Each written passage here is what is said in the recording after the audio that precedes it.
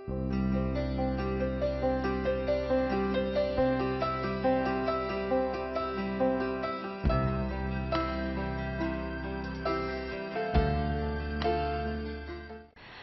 பொழுதின் பெரிதுவக்கும் தன் மகனை சான்றோன் என கேட்ட தாய். இந்த குரலுக்கேற்ப இன்றைய சூழலில் குழந்தைகளுக்கு அடிப்படை கல்வி நற்பண்புகளை கற்றுக் கொடுப்பதற்கு போதிய நேரம் கிடைக்கிறதா இல்லையா என்பதை பற்றி புதுவை பல்கலைக்கழகத்தில் இயங்கிக் கொண்டிருக்கும் டே கேர் சென்டரில் பணிபுரியும் ஆசிரியை மிஸ்ஸஸ் சங்கீதா மனோகரன் அவர்களிடம் கேட்டு தெரிந்து கொள்வோம். வணக்கம். முதல்ல உங்களை பத்தி இன்ட்ரோடியூஸ் பண்ணிக்கோங்க. பாண்டிச்சேரி யூனிவர்சிட்டியில இருக்க டே கேர் சென்டர்ல கேர் டேக்கர் ஒர்க் பண்ணிட்டு இருக்கேங்க. லாஸ்ட் 2 இயர்ஸா ஒர்க் பண்ணிட்டு இருக்கேன். நேரடியா கேள்விக்கு போயிடலாமா? கண்டிப்பா. மழலையர் பூங்கா என்றால் என்ன? 4 மாசத்துல இருந்து 6 வயது வரைக்கும் உள்ள குழந்தைங்களை பாத்துக்கிற ஒரு பாதுகாப்பான ஒரு இடம் தான் மழலையர் பூங்கா. ஆனா நம்ம பாண்டிச்சேரி யூனிவர்சிட்டியில இருக்க டே கேர் சென்டர்ல நாங்க 4 மாசத்துல இருந்து 14 வயசு வரைக்கும் இருக்க குழந்தைங்களை பாத்துக்கிட்டு இருக்கோம். 14 வயதுனா உங்க ஸ்கூலுக்கு போற ஸ்டேஜ் இல்லையா? கண்டிப்பா. ஸ்கூல் டைமிங்னு பாத்தீங்கன்னா ஸ்கூல் 3:30 மணிக்கு 4 மணிக்கெல்லாம் முடிஞ்சிடும். ஆனா யூனிவர்சிட்டியில பாத்தீங்கன்னா 9:30 மணில இருந்து காலையில 9:30 மணில இருந்து ஈவினிங் 5:30 வரைக்கும் இருக்கு. இங்க ஒர்க் பண்ற மதர்ஸ் அவங்க 5:30 வரைக்கும் ஒர்க் பண்ணி ஆகணும். அந்த சிச்சுவேஷன்ல அவங்க டே கேர் சென்டர் நாடி வராங்க. நாங்க அவங்களுக்கு ஹெல்ப் பண்றோம். Okay madam. அடுத்த கேள்வி, மழலையர் பூங்கா ஆரம்பிக்கப்பட்டதின் நோக்கம் என்ன? இப்பெல்லாம் பெண்கள் அதிகமா வேலைக்கு போறாங்க. அவங்களால அவங்க குழந்தைகளை பாத்துக்கிறதுக்கு ஒரு நல்ல பாதுகாப்பான இடம், ஒரு சுகாதாரமான ஒரு இடம் வேணும் அப்படின்னு பாத்தீங்கன்னா அது இந்த மாதிரி மழலையர் பூங்கால கொடுக்கறாங்க. மழலையர் பூங்காவின் இன்றைய வளர்ச்சி நிலை எவ்வாறு உள்ளது? இன்றைய வளர்ச்சி நிலைன்னு பாத்தீங்கன்னா அதிகமா இப்ப மழலையர் பூங்கா நிறைய இடத்துல ஆரம்பிச்சிருக்காங்க. முன்னாடி எல்லாம் கவர்மெண்ட் தான் இந்த அங்கன்வாடி பால்வாடி மூலமா இந்த மழலையர் பூங்கா நடத்திட்டு இருந்தாங்க. ஆனா இப்ப பிரைவேட்லயும் அந்த மழலையர் பூங்கா ஸ்டார்ட் பண்றாங்க. கிரஷர்ஸ், டே கேர் சென்டர் அந்த மாதிரி ஸ்டார்ட் பண்ணி நடந்துட்டு இருக்கு. அதை பாத்தீங்கன்னா இப்ப வளர்ச்சி அதிகமா இருக்கு, பாராட்டுக்குரியதா இருக்கு. ஓகே. குழந்தைகளை பெற்றோர்கள் மழலையர் பூங்காவில் கொண்டு வந்து சேர்ப்பதற்கு காரணம் என்னவா இருக்கும்? என்னன்றது நீங்க நினைக்கிறீங்க? முன்னாடி எல்லாம் கூட்டு குடும்பம் இருந்தது. பாட்டி தாத்தா அவங்க எல்லாம் குழந்தைய பாத்துக்கிட்டாங்க. ஆனா இப்ப பாத்தீங்கன்னா அந்த மாதிரி கூட்டு குடும்பமே இப்ப இருக்கிறது இல்ல. பெண்களே அவங்க குழந்தைய பாத்துக்கணும். 2 பேரும் வேலைக்கு போறாங்க. அப்ப குழந்தைய பாத்துக்கிறதுக்கு ஒரு நல்ல இடம்னு பாத்தீங்கன்னா இந்த மாதிரி ஒரு கிரஷ் தான். அதனால அவங்க கொண்டு இங்க சேர்க்கறாங்க. இது என்னன்னா ஸ்கூலுக்கு அவங்க எல்கேஜி யூகேஜி போறதுக்கு முன்னாடி இது ஒரு நல்ல இடமா அவங்க தேர்ந்தெடுக்கிறாங்க. இதுல நல்ல பழக்க வழக்கங்கள் அந்த மாதிரி எல்லாத்தையும் நாங்க கத்து கொடுக்குறோம். இதனால அவங்க அழுவாத திருப்பி எல்கேஜி யூகேஜி எல்லாத்துக்கும் போவாங்க. பேசிக்கான எஜுகேஷனும் இப்பெல்லாம் சொல்லி தராங்க. முன்னாடி எல்லாம் இதுக்குன்னு படிச்ச டீச்சர்ஸ்லாம் யாரும் கிடையாது. ஆனா இப்ப அதுக்குன்னு ஒரு தனி கோர்ஸ் இருக்கு. அது முடிச்சிட்டு வர்றவங்க இன்னும் நல்லா பெற்றோர்களுக்கு ஹெல்த் சம்பந்தமான டிப்ஸ், இம்யூனைசேஷன் டிப்ஸ், அதுக்கப்புறமேட்டா ப்ரீ பிரைமரி எஜுகேஷனையும் அவங்க கூட சொல்லி கொடுக்கறதால அவங்களுக்கு ரொம்ப ஹெல்ப்ஃபுல்லா இருக்கு பேரண்ட்ஸ் எல்லாருக்கும். இவ்வாறு மழலை பூங்காவில் சேர்க்கப்படும் குழந்தைகளுக்கு எந்த மாதிரியான அடிப்படை கல்வியையும் நல்லொழுக்கங்களையும் கற்றுக் கொடுக்கறீங்க?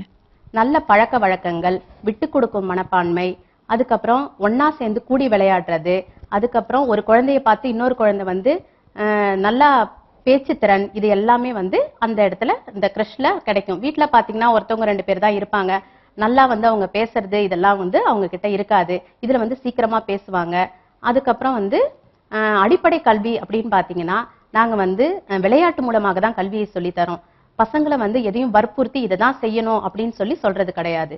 அவங்க கிட்ட விளையாட்டு மூலம் ரைம்ஸ், சாங்ஸ், அதுக்கப்புறம் எழுதுறது பாத்தீங்கன்னா கை அவங்களுக்கு விரலுடைய இதெல்லாம் ரொம்ப கம்மியா இருக்கும். அப்ப நாங்க அதுக்கு தகுந்த மாதிரி எக்ஸசைஸ் மாதிரி கொடுத்து அவங்களுக்கு டிராயிங், ஸ்கிரிப்ளிங் இந்த மாதிரி ஆக்டிவிட்டிஸ் நிறைய வச்சு குழந்தைங்களுக்கு கத்துக் கொடுப்போம். இப்போ ஒரு குழந்தைகிட்ட போய் ஒரு பொருளை கொடுத்து இது வெயிட்டானது, இது தக்கையா இருக்குது, இது மிதக்கும் அப்படின்னு சொன்னா அவங்களுக்கு புரியாது. ஒரு தண்ணி வச்சு இதுல பேப்பரை போட்டு காட்டுறோம்னு வச்சுங்க.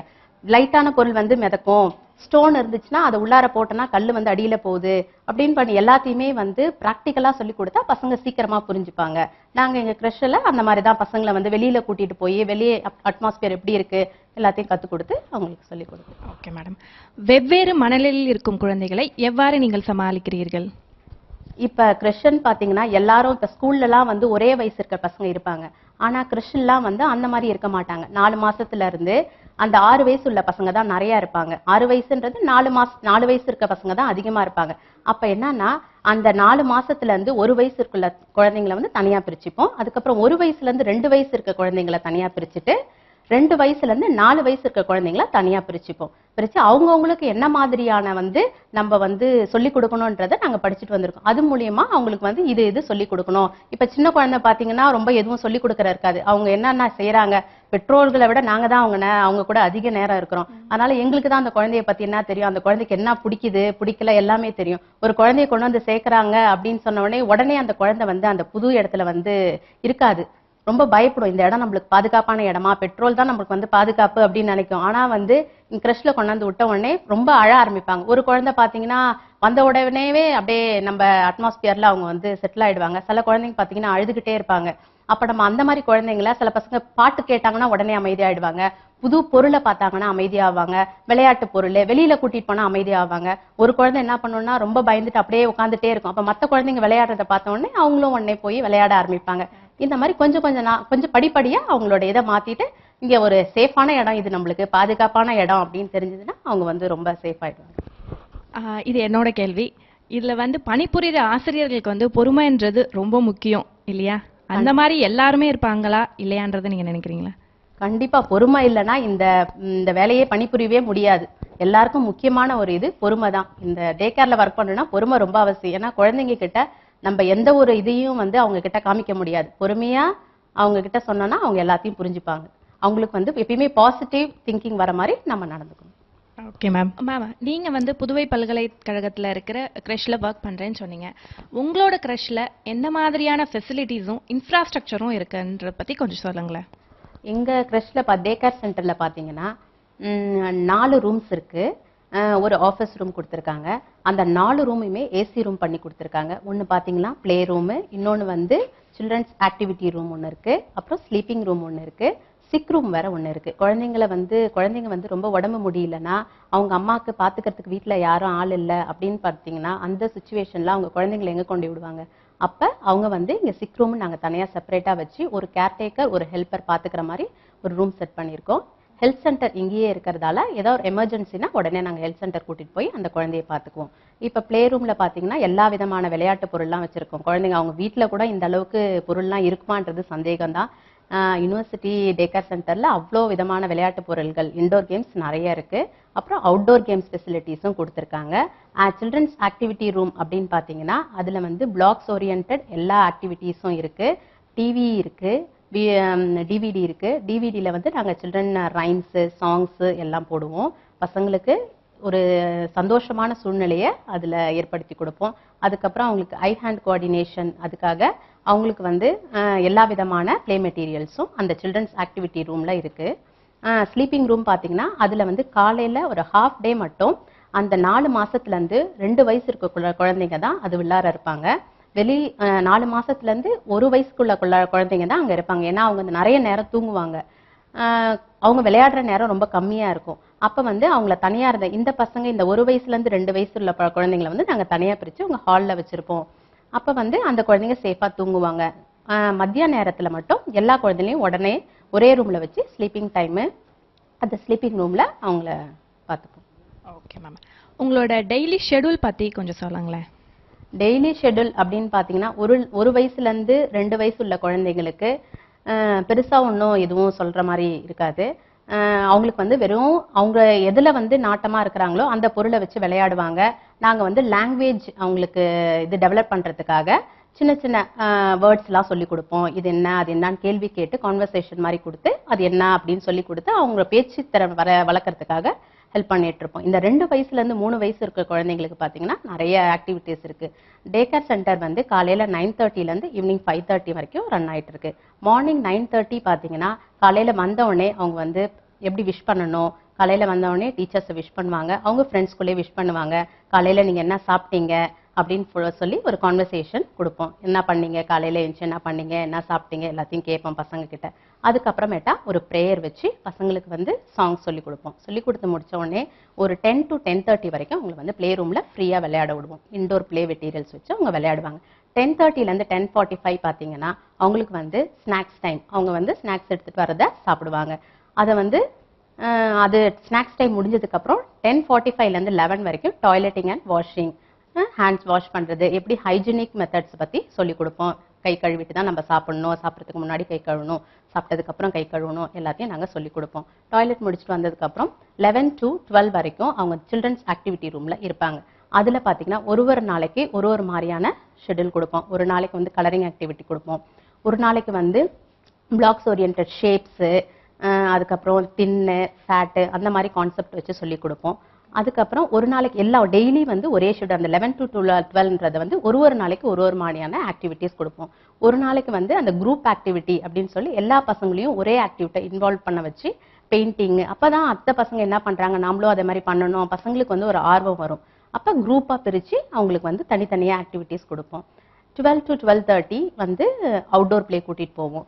ரொம்ப ஹாட்டா இருக்க சமயத்துல இந்த ஷெட்யூல் வந்து மாறிடும். 11 to 11:30 வந்து அவுட்டோர் வச்சுப்போம், 11:30 to 12:30 வந்து இன்டோர் வச்சு மாத்தி ஷெட்யூல் பண்ணுவோம். வெளியில கூட்டிட்டு போய் பசங்களுக்கு அவுட்டோர் பிளே விளையாட சொல்லிக்கிறது, பால் விளையாடுறது, சும்மா ஒரு ஆக்டிவிட்டிஸ் பண்ற மாதிரி பசங்களுக்கு வந்து ரன்னிங் அந்த மாதிரிலாம் நாங்க எல்லாம் சொல்லி கொடுப்போம். எப்படி பேலன்சிங் இது அதெல்லாம் வந்து அங்க சொல்லி கொடுப்போம். அதுக்கப்புறம் 12:30க்கு வந்து லஞ்ச் டைம் வந்து 12:30 to 1 எல்லா குழந்தைக்கும். சின்ன குழந்தைங்கன்னா நாங்க ஃபீட் பண்ணி கேர்டேக்கர் தான் ஃபீட் பண்ணி விடுவோம். கொஞ்சம் 2 வயசுல இருந்து 3 வயசு பசங்க எப்படி சாப்பிடணும், தானே எப்படி ஸ்பூன் எடுத்து சாப்பிடணும் எல்லாத்தையும் நாங்க சொல்லி கொடுப்போம். ஒரு குழந்தைய பார்த்துட்டு இன்னொரு குழந்தை தானா சாப்பிடணும்னு ஆசைப்படுவாங்க. 2 வயசுக்குள்ளார இருக்க குழந்தைங்க கூட சாப்பிடணும்னு ஆசைப்படுவாங்க. 1 o'clockல இருந்து 1:30 வரைக்கும், ஏன்னா சாப்பிட்ட உடனே படுக்க வைக்க கூடாது, கொஞ்ச நாள் திருப்பி விளையாட வைப்போம். 1 to 1:30 வரைக்கும் விளையாட வச்சோம்னா அதுக்கப்புறமேட்டா 1:30க்கு ஸ்லீப்பிங் டைம். எல்லா குழந்தைங்களும் ஒரே டைம்ல போய் படுத்துருவாங்க.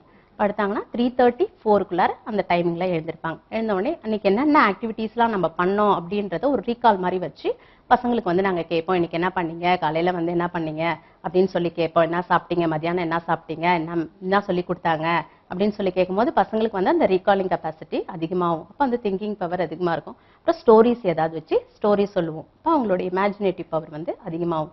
அந்த மாதிரி சொல்லி கொடுப்போம். 4:30ல இருந்து 5 வரைக்கும் இப்போ வந்து அவங்களே வந்து மில்க் எடுத்துட்டு வருவாங்க. இங்க வந்து ஃப்ரிட்ஜ் ஓவன் ஃபெசிலிட்டிஸ்லாம் இருக்கு.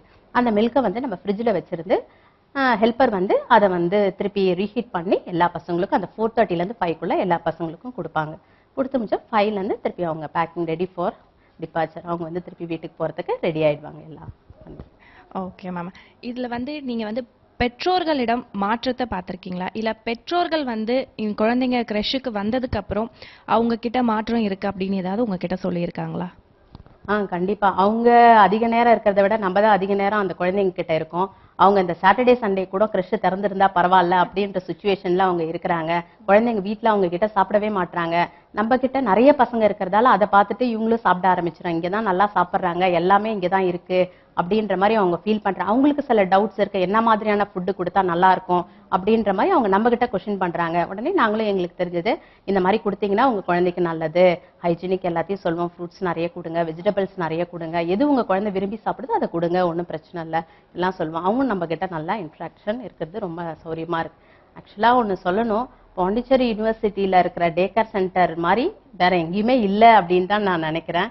இது வந்து எல்லா கிரெடிட்டும் நம்ம விசிஏ தான் போய் சேரும். இந்த அளவுக்கு ஃபெசிலிட்டிஸ் வந்து எந்த ஒரு கிறிஸ்டியன் சும்மா ஒரு ரூம் வச்சு அவங்க எல்லாம் கொடுப்பாங்க. இங்க செப்பரேட்டா ஒரு ரூம்ஸ் தனித்தனியா வச்சு எல்லாமே ஏர் கண்டிஷன் பண்ணியிருக்காங்க.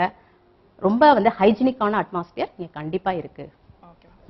குழந்தை வளர்ப்பு பற்றி கவலை கொள்ளும் இன்றைய சூழலில் குழந்தைகளுக்கு ஆளுமை திறன், நற்பண்புகள், அடிப்படை கல்வி ஆகியவற்றை கற்றுக் கொடுப்பதில் மழலையர் பூங்கா ஆசிரியரின் பணி மகத்தானது. நிலையத்திற்கு வந்து தங்களுடைய கருத்தை பகிர்ந்து கொண்டதற்கு நிலையத்தின் சார்பாகவும் என்னுடைய சார்பாகவும் மிக்க நன்றியை தெரிவித்துக் கொள்கின்றேன். நன்றி மேடம். நன்றி.